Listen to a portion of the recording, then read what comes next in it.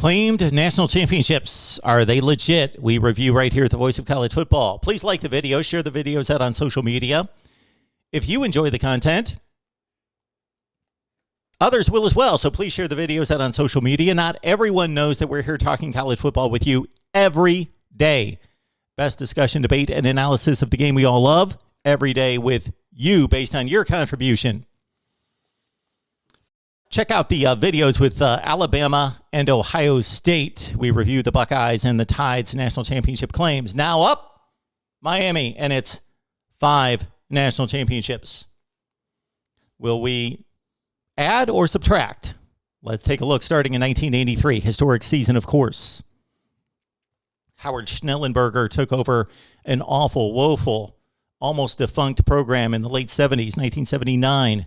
Lifted it to national prominence. And in 1983, Miami lost its first game against Florida, blown out by the Gators 28-3. Couldn't be a national championship contender, could they? They went on a run. They knocked off top 15 Notre Dame and West Virginia. The East Carolina team that they defeated finished ranked as well. They ended up on a collision course with one of the great teams of all time, 1983 Nebraska. Led 17-0 early, jumped out early on the arm of Bernie Kosar. Led 30-17, had to hang on for dear life. 31-17 lead. They could have lost on a 2-point conversion, but the failed 2-point conversion handed the AP and other wire services tallies to Miami.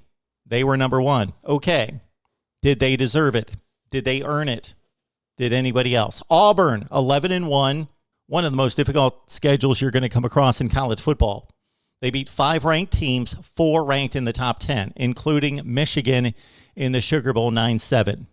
That Auburn team lost its one game to number 3 Texas, who would factor into the national championship as well. So Miami 11-1, Auburn 11-1, Texas 11-0, entering the Cotton Bowl earlier that day, New Year's Day, 1984. Texas could have won the national championship, not knowing, of course, what would happen at the Orange Bowl that night. They led 9-3 against Georgia, muffed a punt, gave up a late touchdown in the final 4 minutes, lost to Georgia 10-9. So Texas finished 11-1 with that marquee win against Auburn. They also had 3 other top 10 wins total. Then we got Nebraska. Nebraska actually went 12-1. They had the best record. They lost to Miami head-to-head, so the Canes would have to be voted, of course, over the Huskers. But let's take it all into account.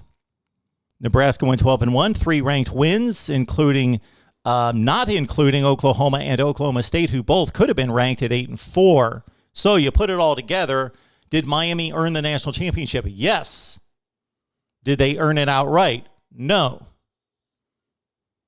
There should be a 4 or 5-way tie for the national championship with teams going 11-1. If you're going to name Miami a national champion, then you have to name Auburn a national champion, Texas a national champion. There's no playoff system, so they all went 11-1. Nebraska 12-1 as well. Miami, keep your 1983 national championship. Others, we will address your claims later. 1987.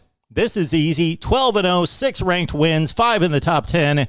Syracuse, the only other possible challenger, 11-0-1, tied Auburn in the Sugar Bowl. Outright national championship, Miami, 1987.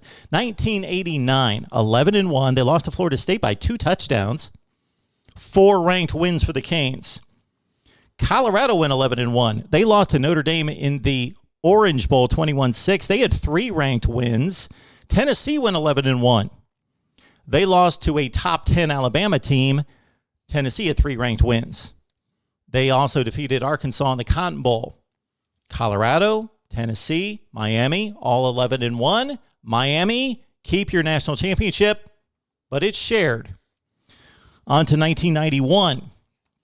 Washington dominated in the Pac-12, or the Pac-10 at the time, defeating Michigan in the Rose Bowl. Miami marched on to a 12-0 season. 2 exceptional football teams here. Miami with 4 ranked wins, Washington with 3. They should have played, of course. It's a shared national championship and should be a shared national championship in 1991. Of course, Miami, 12-0, keep your national championship. And in 2001, Miami, 12-0, dominant, crushed everyone. Did have some close calls. I shouldn't say they crushed everyone, but Oregon would have been a better challenge, possibly. People conjecture in the Rose Bowl. Miami completely outclassed Nebraska way more than the score would indicate, 37-14. Miami, the national champion outright, no question. All right, those are the national championships that Miami's claimed. They are all legit. The unclaimed close calls, does anything pop up here? 1986, Miami probably the best team in the country, but they were not the best when it counted. Penn State beat them on the field to complete a undefeated season. Of course, Penn State won the national championship. We were just noting that. Certainly, Miami did not earn anything in 1986. Just a notable team that lost the national championship game. What was the quasi-national title game at the Fiesta Bowl? The Canes won the national championship, of course, in 87 and 89. The 88 team was denied in South Bend 31-30. Some controversial plays on both sides.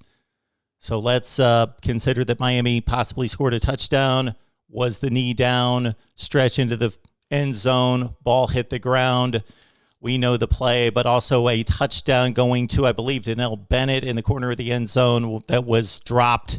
I've seen all sorts of breakdowns of these plays, but bottom line, Notre Dame won the game. Miami fans, you can be mad about it, and can certainly, if we dissect the footage, protest that game against Notre Dame, which would have given Miami the national championship had the season concluded the same way that it did. So in 1988, I certainly understand the uproar, but Notre Dame won the national championship because they won the game head-to-head. 1992, Miami, thought to be one of the greatest teams of all time, slaughtered in the Sugar Bowl by Alabama, came in undefeated, heavy favorite, lost 34-13, of course, cannot claim a national championship, just stating another noted team. 1994, undefeated, taking on Nebraska, led most of the game, wore down in the fourth quarter. Huskers took over, won 24-17. Another notable Miami team that did not close it out. The year 2000, Oklahoma undefeated.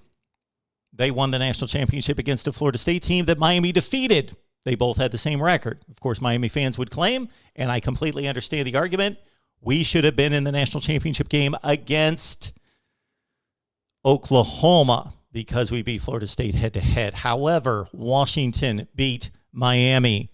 Washington's one loss was to a third-ranked team in the country, Oregon State. Quality loss, 33-31. I believe Washington should have participated in the BCS championship game, but again, we should have had a playoff because we had Florida State, Miami, and Washington all at 11-1.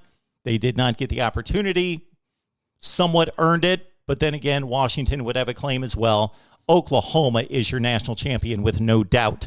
And, of course, the controversial play in the 2002 Fiesta Bowl with Ohio State arriving with a 34-game winning streak and losing to the Buckeyes in double OT. Miami's been completely off the national championship picture since 2003 and nothing to review since then. Your thoughts about Miami? We've got no gains and no losses for the Canes. 5 legit national titles for Miami football. Leave your comments down below right here at the Voice of College Football. See you next time.